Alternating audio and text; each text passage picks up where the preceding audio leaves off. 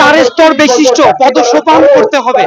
কেননা আমাদের 4 স্তর বিশিষ্ট পদসোপান না হওয়ার কারণে সরকারি মাধ্যমিকের যে সিনিয়র শিক্ষক যে পদটা আছে এটা অনেকটাই ব্লক পদ, এবং আপনারা প্রায় দেখে থাকবেন যে অনেক সিনিয়র শিক্ষক সে 15 বছর চাকরি করার পর সে নবম গ্রেড সিনিয়র শিক্ষক হিসাবেই সে কিন্তু তাকে চাকরি থেকে রিটায়ারমেন্টে যেতে হচ্ছে।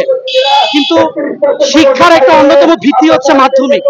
এই মাধ্যমিক সেক্টরে যদি নবম গ্রেডকে পদসোপান এন্ট্রি পদ ধরে যদি 4 স্তরের পদসোপান না করা যায়, তাহলে এখানে সুযোগ্য, মেধাবী এবং ডাইনামিক শিক্ষক ভবিষ্যতে আসবে না।